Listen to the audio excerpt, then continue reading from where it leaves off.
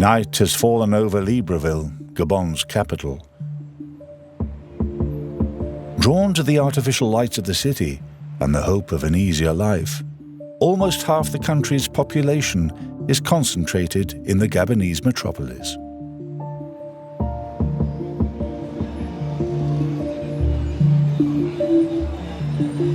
Here, the nourishing forest has disappeared, replaced by a concrete jungle.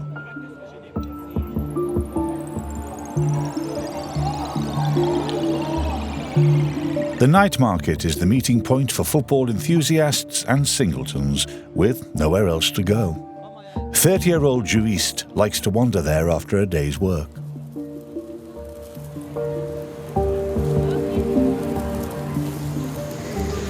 I am a young man living in Libreville. I work in the building trade. I make bricks.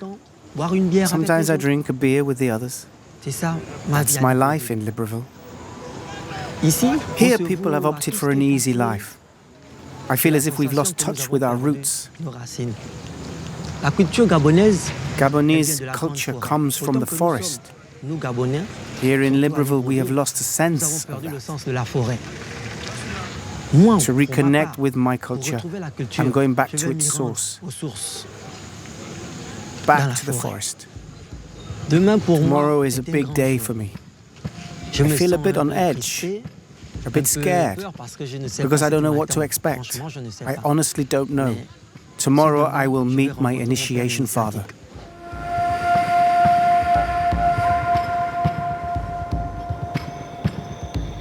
The man Julien is going to meet is to be found 20 kilometers north of Libreville, on the edge of Naar forest.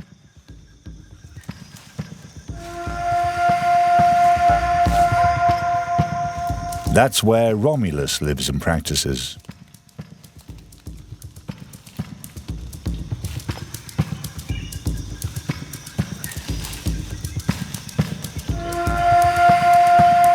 Romulus is a gonga, in other words, a spirit guide and medicine man. This morning, he has come to harvest the prize crop of the Gabonese forest, iboga.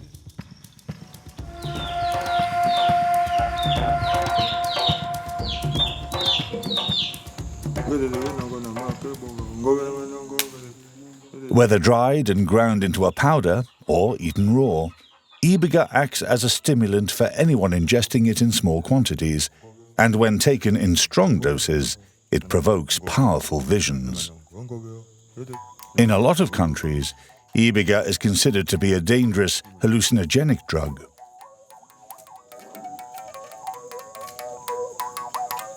But for practitioners of Bwiti, iboga is a sacred plant.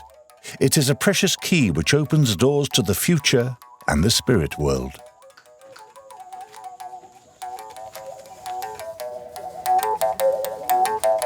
Bwiti is a lot of things. It is a godless religion, a vision of the world, and a form of therapy. But above all, it is an initiation ritual performed by Gabonese men seeking to follow traditions. Yannick and Julien apply white kaolin to their skin. White is the color of novices, and today is the day of their initiation ceremony. They hope that the iboga will give them a glimpse of their future and help them to understand the obstacles strewn along their path. Bwiti encourages wisdom and uprightness. This is an important moment for me because I'm going to find out lots of things that are happening in my life and in the world. For us, Bwiti is a way to reconnect with the forest.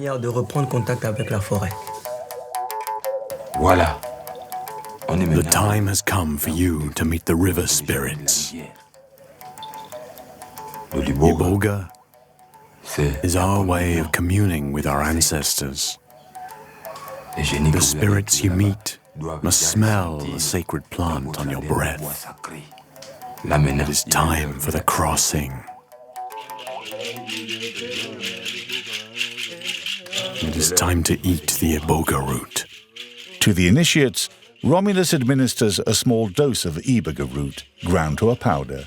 Everyone reacts differently to the sacred plant, so they must get used to its effects gradually.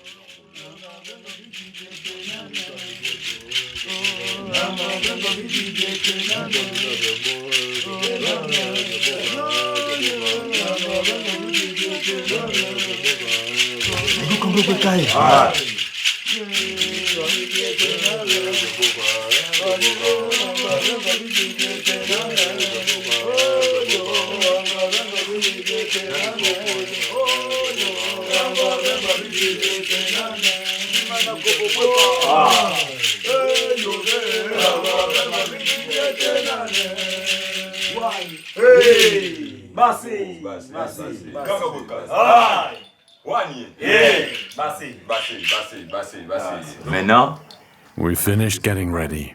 on s'en va maintenant. Now we will go to the river. Allez-vous laver Go et vous and apprêter. wash and prepare yourselves for this astral journey.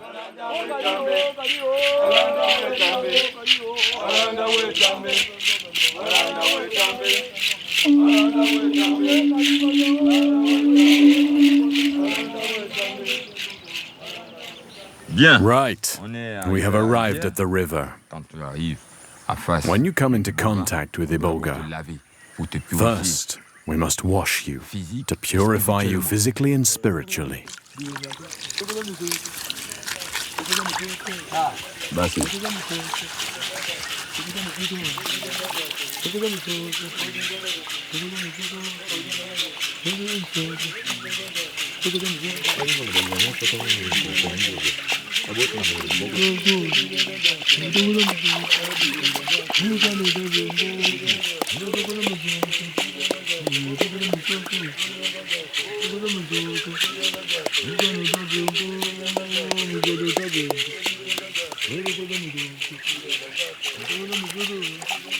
I feel completely transported.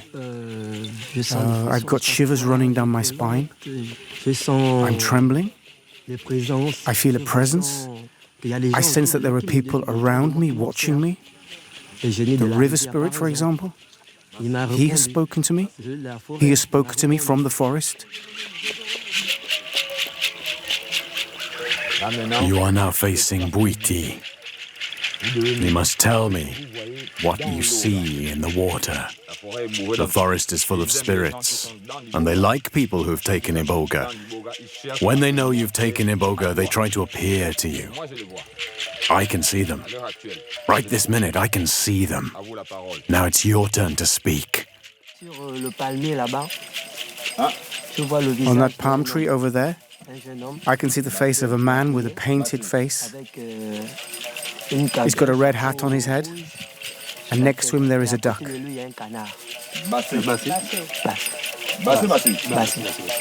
Those are the spirits you've conjured up. They've come to greet you. Basse. Just, Basse. Under the effect of Iboga, Juiste seems to perceive a world of spirits whilst remaining perfectly coherent. Today I feel like a different man to the man I was yesterday. Yesterday I came here all pale and sad. I felt a heaviness. But this morning I feel very light. I feel tall and handsome and happy. I'm so happy to have seen all that I wanted to see. I saw my marriage, I saw my promotions, I saw my job, I saw my children. I saw it all, and I'm going to leave happy because I know what awaits me. Thanks to the Iboga. A few hours later, the vigil commences. The followers gather to sing the praises of their ancestors and of the spirits, asking for all the ills that afflict them to be cured.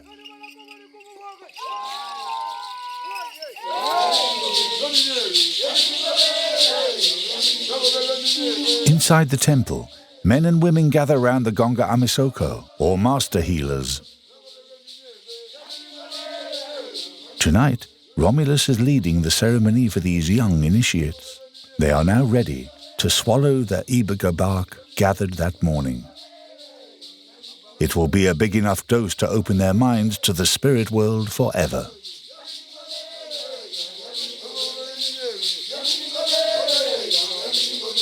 Now that he has tasted the bitter Iboga bark, Juiste has become a Bwiti initiate.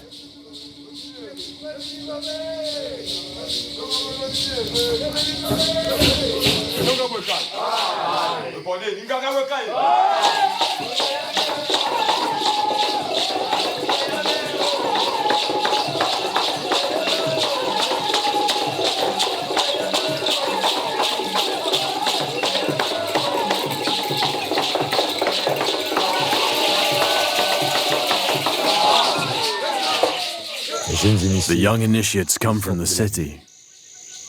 They've worked hard, but they've never felt satisfied. They have gone to consult their elders, who have told them they will find peace of mind in Bwiti. Bwiti is the science of nature and the forest. I was born of the forest. Without the forest, we are nothing.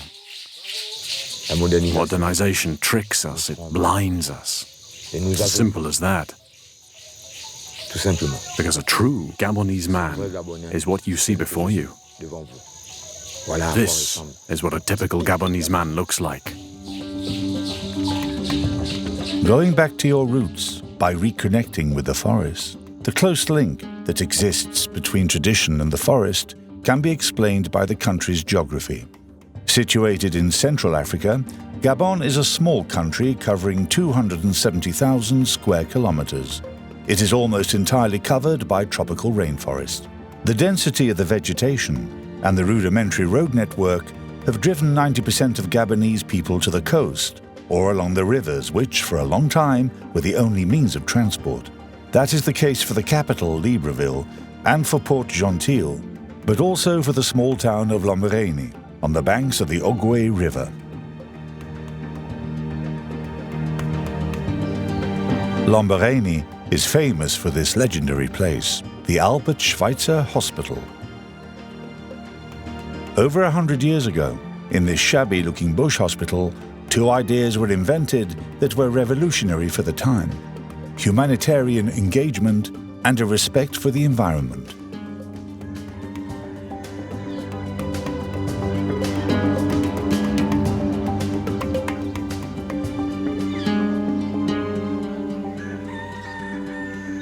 Praxed is one of 80 nurses working at the hospital.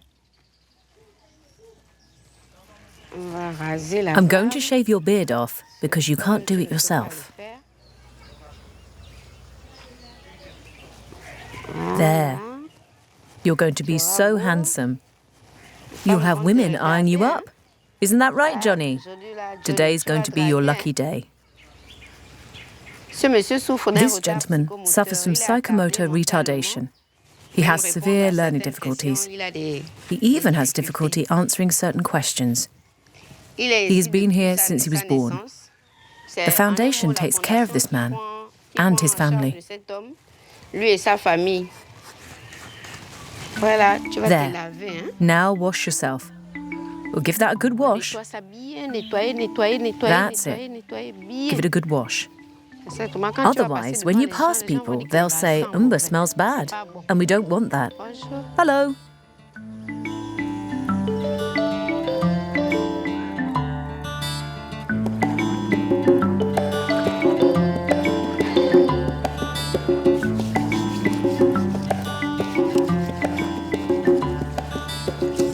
Johnny, it feels good, doesn't it, Johnny, when I scratch your back? The others will be envious. You should sleep well tonight. You're not cold, are you?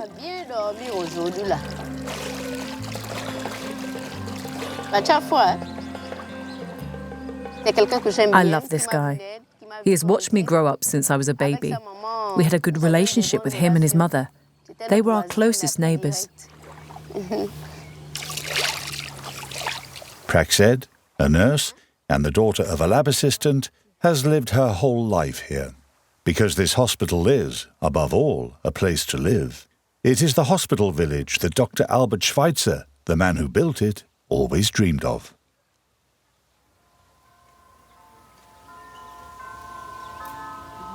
When Albert Schweitzer arrived here in 1913, Gabon was part of French Equatorial Africa.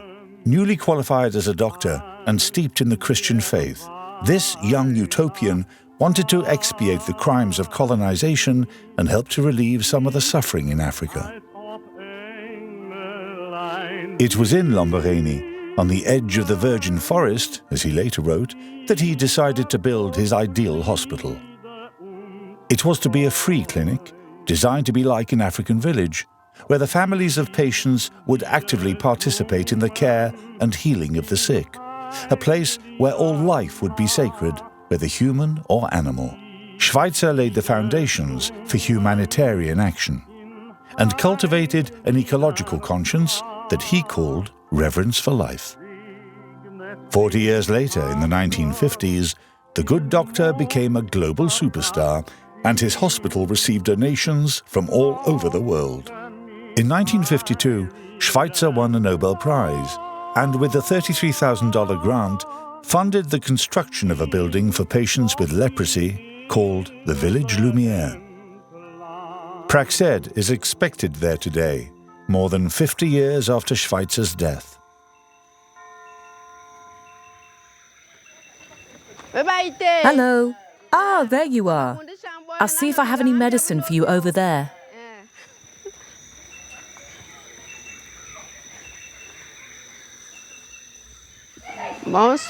Good evening, Jean-Claude. Right. You need to stand up so you can come and get some treatment. Slowly does it.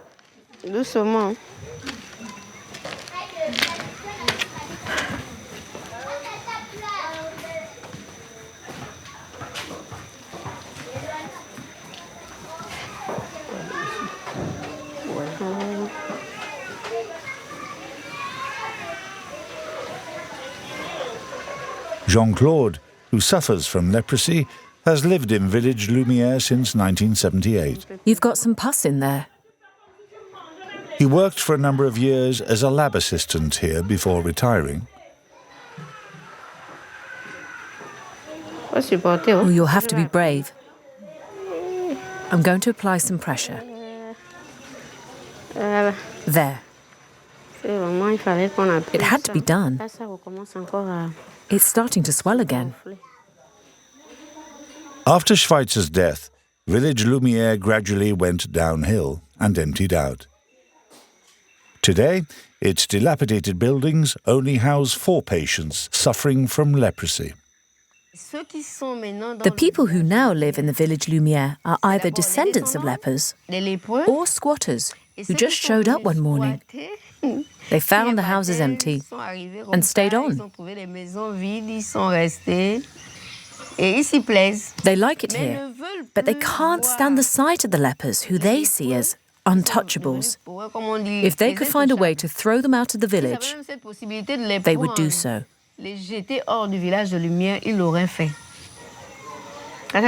need to see the doctor so he can give you some antibiotics. Some people can't stand the sight of them, but when I go to see them, there's a sense of relief. When I show up, they treat me as if I was the Messiah. They think I can solve all of their problems. Praxed is very close to me. I have a soft spot for her. She's like a daughter to me. Yes, like a daughter. Half a century after Schweitzer's death, this hospital village is a mere shadow of its former self. Neglected by the Gabonese state and rejected by patients who prefer more modern clinics, the hospital is in real financial difficulties, and the staff grumble that they are paid too little. The materialism and individualism of our century seem to have got the better of Schweitzer's communitarian ideals. The good doctor's dream has been dashed in these modern times. I feel as if the Schweitzerian spirit has been broken. There is no longer that light that people once experienced. The hospital is falling to pieces. It's as if it was a piece of fabric that has been washed so many times that it is in shreds.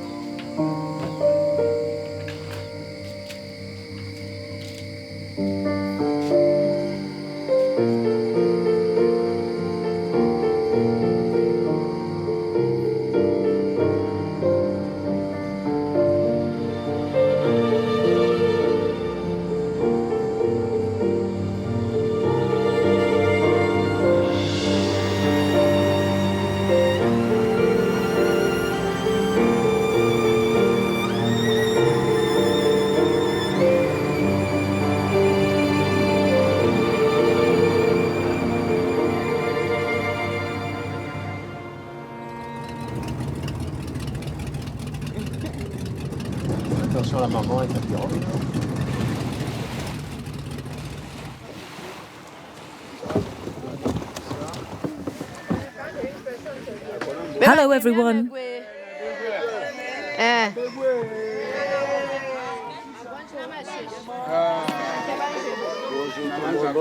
Hello, children. Are all the children okay?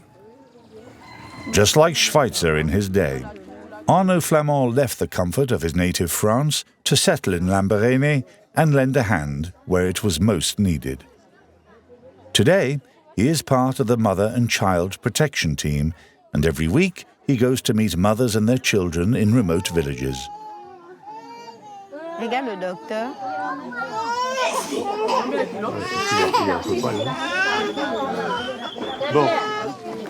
Does he sleep under a mosquito net? Oh, elle ne se sent pas She's not bien. feeling well. La petite, elle est malade. Elle The poor thing is sick. c'est le palu. She feels dizzy. It's malaria. Elle veut vomir, elle veut vomir. Oh, she's going to be sick. It's malaria. Docteur, Is she hot? Take her temperature. laisse ta boîte, enlève la boîte. Tell me if you're going to be sick. Tu veux vomir, tu dis. Maman, c'est ta fille Is that your daughter?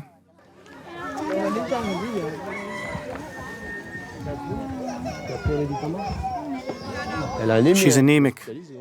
She should be in hospital. Elle est à l'hôpital, hein. Elle a She needs to go to hospital. anémie beaucoup. She's really very anemic. Là, il faut même She might even need a blood transfusion.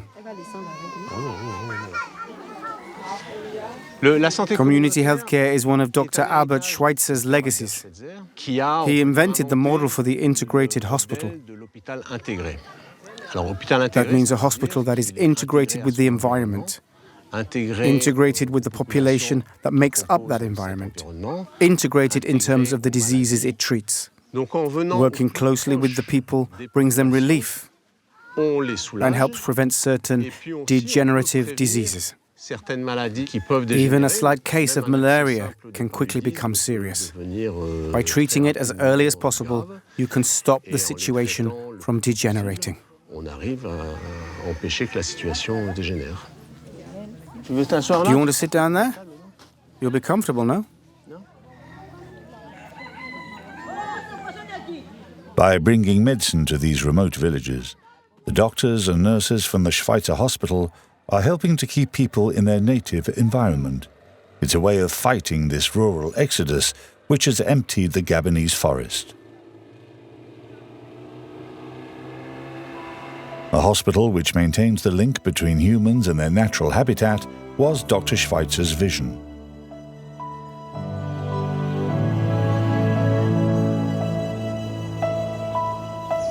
Dr. Schweitzer's legacy was huge. I take great delight in spending time in the hospital with those people whom society doesn't love, but whom I love. They have been rejected by society, but I embrace them. The hospital is my umbilical cord. It is my whole life.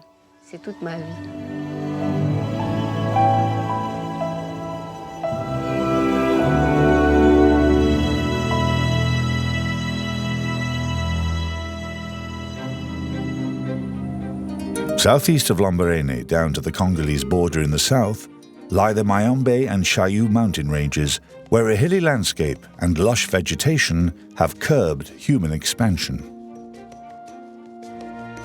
Here lies the untouched heart of the great forest. It is like a green ocean from which the odd island of human life emerges.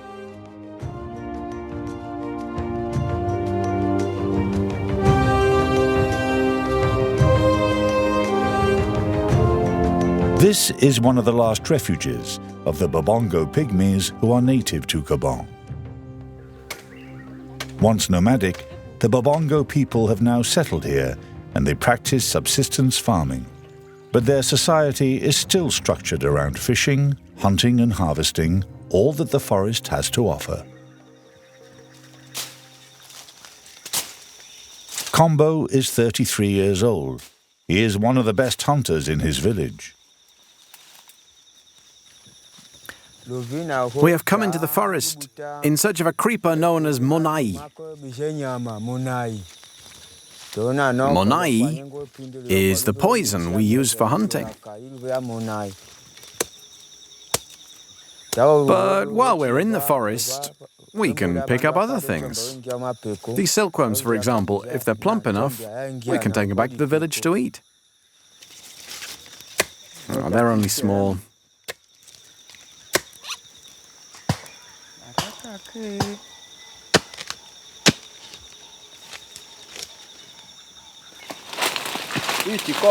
Kombo, come and look at this.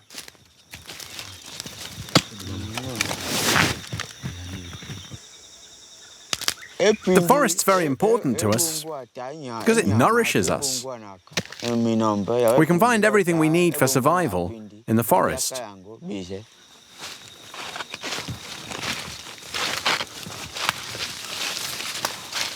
We're here. Let's walk around it.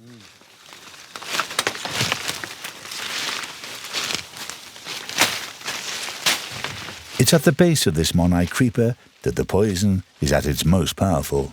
But in order to reach it, Kombo is careful to walk around the plant, which can cause impotence or infertility in men who step over it.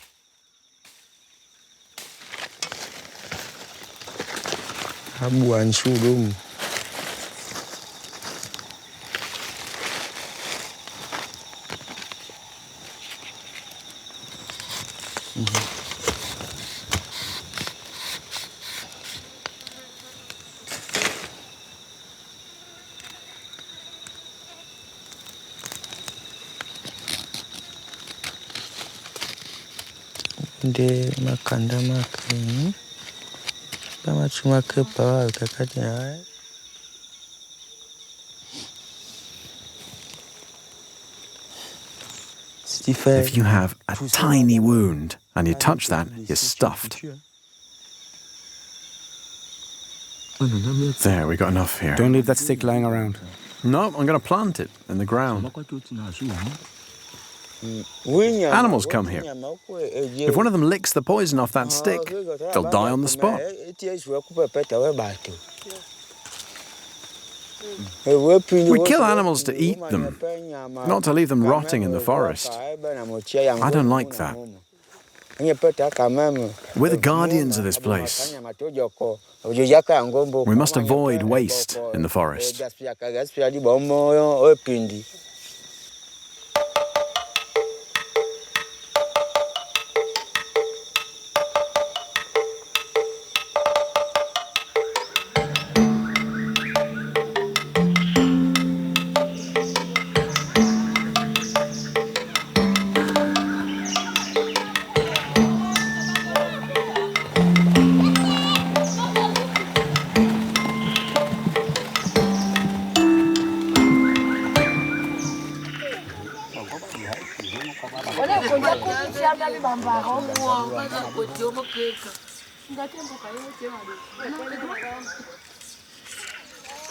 We mix the poison with crushed leaves and then apply it to the arrows.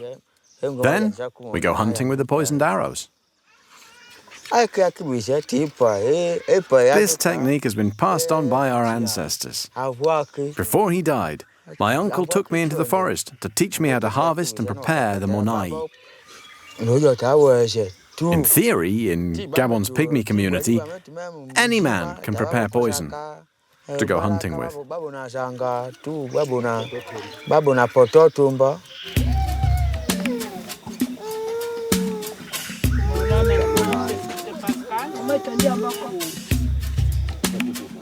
Once the poison has been prepared, it is carefully smeared onto the bamboo arrows.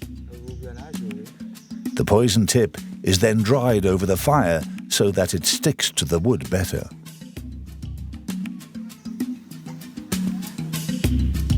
The arrow's feathers, cut from a hard leaf, also come from the forest. Similarly, the rattan string and the arc are made from hardwood that bends in the heat. Barely 60 centimeters long, it is adapted to suit the height of the pygmy hunters and deadly from a short distance. For those Babongo people who can afford it, guns and cartridges have replaced poison and arrows. But hunting with a bow and arrow still features in any major event in the village. Shut away in this hut, Combo's wife Marceline is living with her mother. In Babongo tradition, the women go into seclusion with their baby immediately after giving birth, and only emerge 2 or 3 months later, once they have totally recovered. Marceline and her baby are due to come out tomorrow. It is a rite of passage which will be duly celebrated in the tiny village of Chibonga. Tomorrow's ceremony will allow my child to be safe when he comes out. It will prevent him from falling ill, and it will protect us all in the village. This child had a twin brother who died at birth. That makes him all the more special in the eyes of the Babongo community. Twins are rare here. The village rejoices when they are born, because it means the spirits have blessed the village. I lost one of my twins, but it's still a blessing. This child means the spirits will protect us.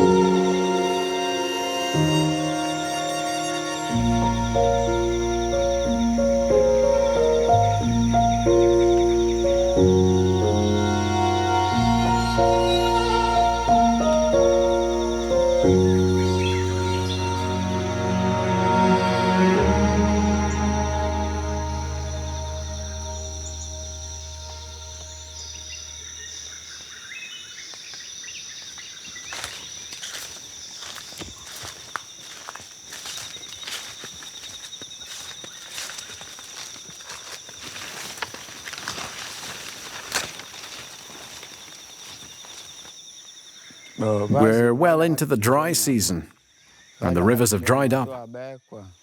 The animals have moved away, and this season it's very hard to find any game. In the rainy season, we'll leave the village and set up a temporary camp here, so we can gather nuts and go hunting.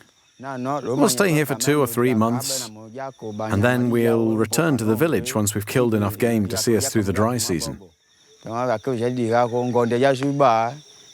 need a lot of meat to share amongst all those people who don't hunt.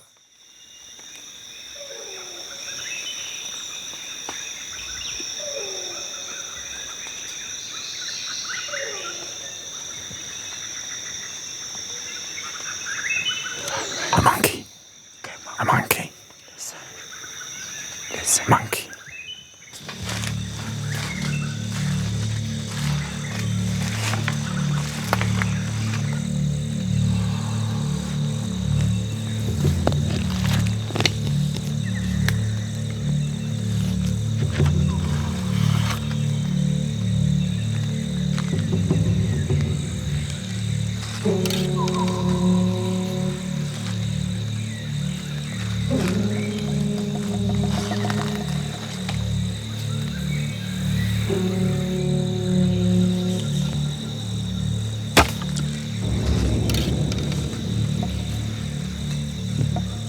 I shot the monkey, and it ran over there.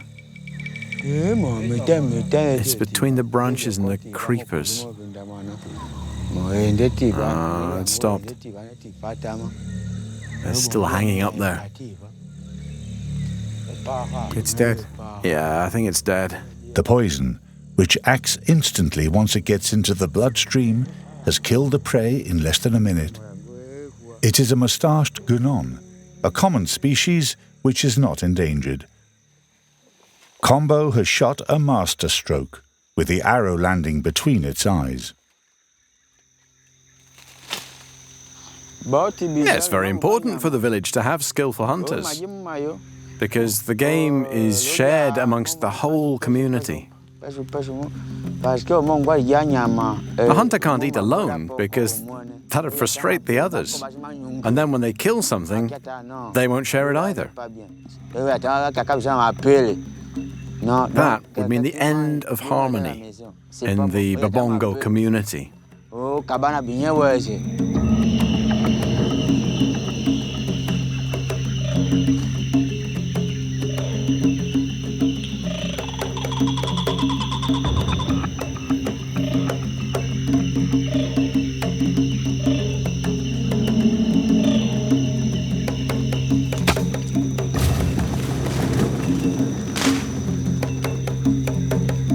A great blue turaco, another common species in the tropical forest.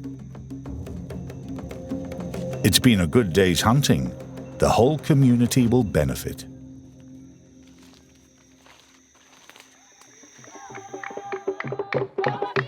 The sun is setting over Chibonga. Tonight, Combo's wife and son will come out of seclusion. The village has gathered to celebrate the event.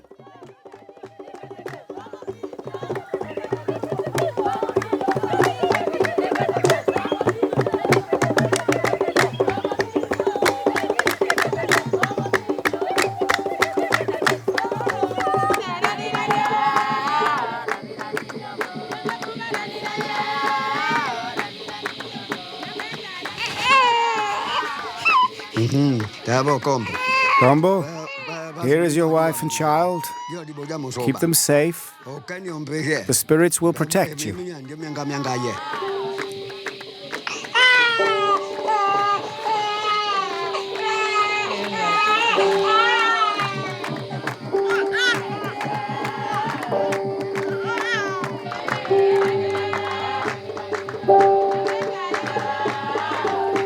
Their geographic isolation and their inherited knowledge of their forest homeland have allowed the Babongo pygmies to carry on their traditions on the margins of the modern world.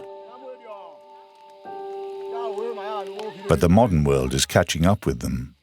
A few hours' drive away, trucks and chainsaws are hard at work. Today, 80% of Gabon is exploited for the wood industry, and each new road carved out of the forest opens up a new access route for poachers. In response to these threats to the environment, the Gabonese government gave 11% of the land the status of sanctuary in 2002. There are 13 national parks scattered across the country which serve as a refuge for the local flora and fauna. Luongo National Park in the southwest of the country is perhaps the most emblematic of the Gabonese national parks.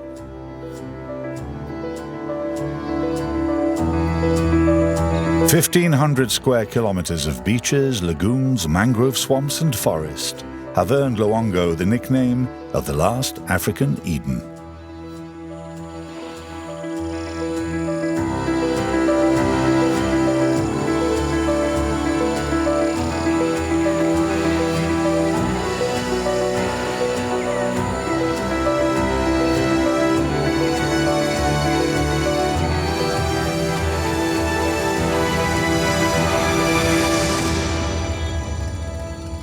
Forest elephants, wiped out everywhere else for their ivory, have found true sanctuary in these marshes.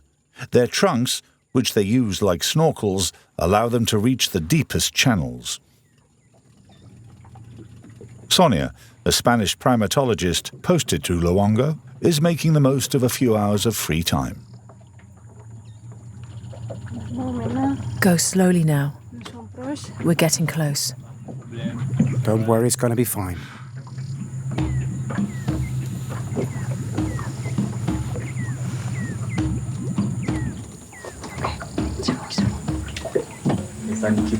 Don't panic. These elephants often do that. It's their way of intimidating you.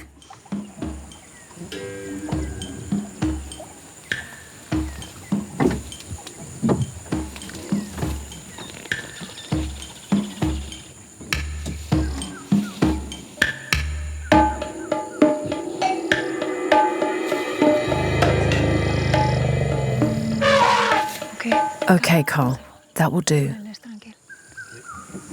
Let's leave him alone. That was crazy. A bit too close for my liking.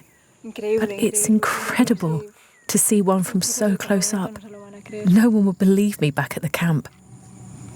I came to Luongo National Park about 3 months ago, and the animal that scares me the most when I'm working in the forest is the elephant.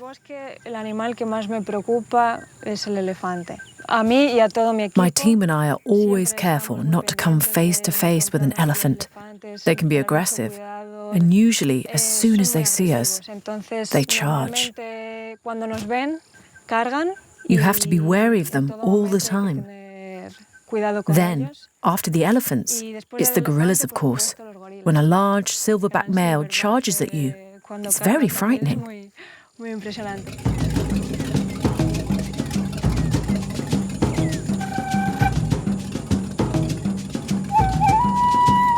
Sonia lives and works in the heart of Luongo in the Gorilla Research Station. She is coordinating the work of 8 Babongo trackers, 1 other primatologist, 2 research assistants, and a cook and aide-de-camp. This small team lives cut off from the world in this rudimentary camp, in a remote spot between the lagoons and the forest.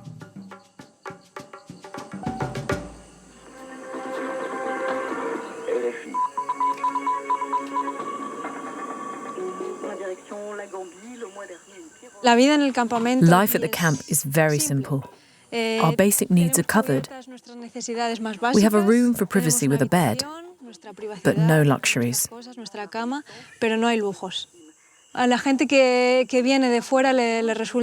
The people who visit us are always a bit shocked by our life here, by the fact that we shower using a jug of lagoon water. But the truth is that we Westerners have completely lost touch with nature, and I find that very sad.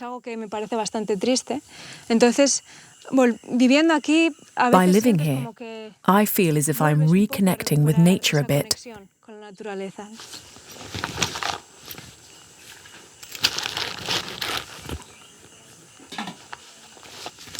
Every morning, 2 different teams leave the camp to head off into the forest in search of gorillas.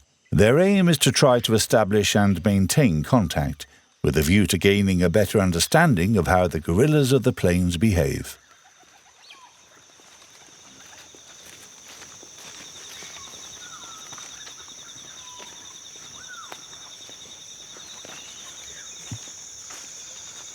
The search starts where the team left the gorillas the day before. Are those teeth marks?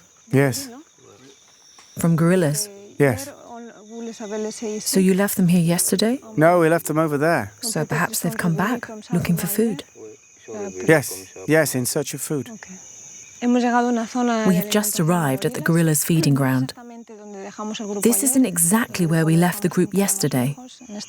We left them a bit further away in that direction. But apparently they woke up and came here to eat these tomela fruit.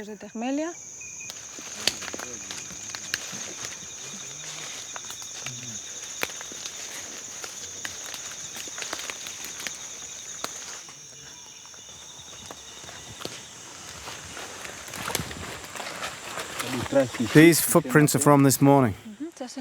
Are they from gorillas? Yes. Do you think they passed by here a long time ago? They passed by here this morning, I'd say about 8 o'clock. Here too.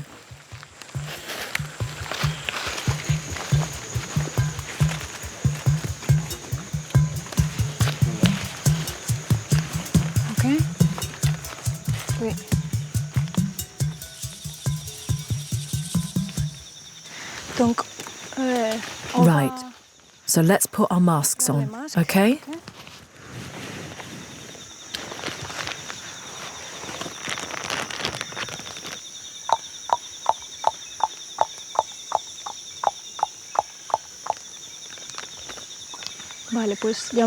We've located the group. They're about 10 meters away in that direction, in the trees. When we approach them, we make this sound, which they now associate with our presence. They know this sound now, and when they hear it, they know that it's us, and that calms them down. And now we put masks on to prevent the transmission of disease, because gorillas are sensitive to respiratory diseases.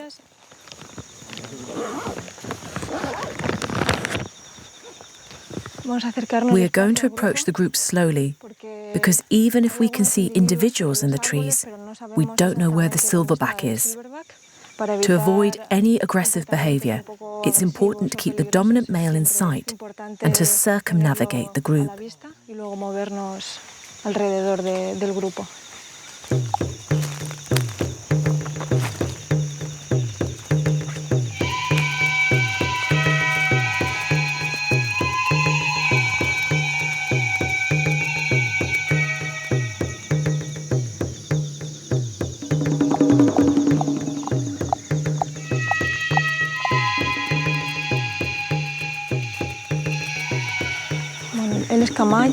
That's Kamaya, the dominant male in the group. He's calm, but not completely reassured. He's keeping an eye on us. The rest of the group are eating in the trees.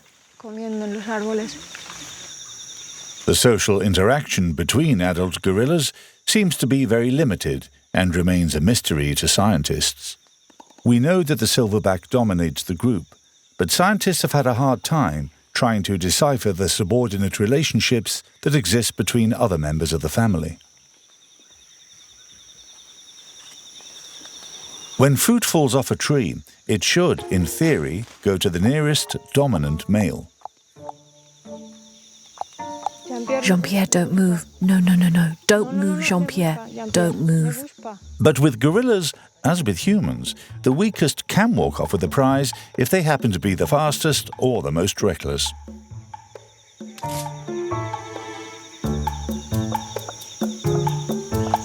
Waka is sitting waiting for something. Do you know why?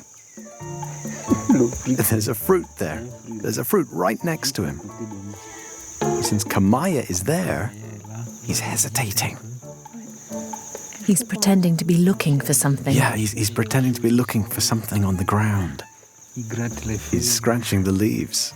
Yes, because Kamaya is still watching him. Kamaya's watching him, but only Ebwande has seen it. Kamaya doesn't really know what's going on. He should pay more attention. Waka is still behind the tree. He's not coming any closer.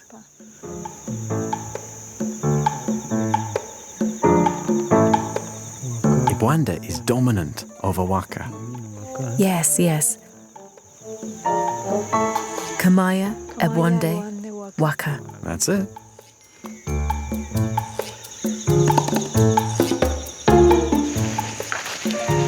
He's building a nest. The gorillas spend all day alternating these phases of movement, feeding, playing, and resting until the evening, when they go back into the trees and build a nest for the night. The scientists have recorded every significant detail, collecting data on the behavior and biology of these animals. We have collected a ton of data today. Action, Okay. indirect charge, Yeah? aimed at Waka. Right. It's a painstaking job, but it's essential if we are to better understand and protect these gorillas. People often ask me, why are you so obsessed with these gorillas? I don't have a logical answer, but I'm lucky enough to be fulfilling my dream. Ever since I started studying biology, everything I've done in my life, every job and every experience I've had, I have done with the goal of getting to this point. I waited 30 years for this moment, so finally being with the gorillas is very emotional for me. From the outset, it has been a very positive, very enriching experience. I've made the most of it every day since I arrived here. By leaving Europe to settle in the heart of the forest, Sonia has renewed the bond which should exist between all of us and our environment. Praxed is fighting a similar battle, helping her people to survive in their natural habitat by giving them access to healthcare. Far from nature, mankind is losing touch with its roots. Finding them again is sometimes a simple case of heading back into the forest. The few wise men like Combo are aware of that fact. It is up to them to pass on the message. They are the sentinels of a tropical rainforest, without which no other life on Earth would exist.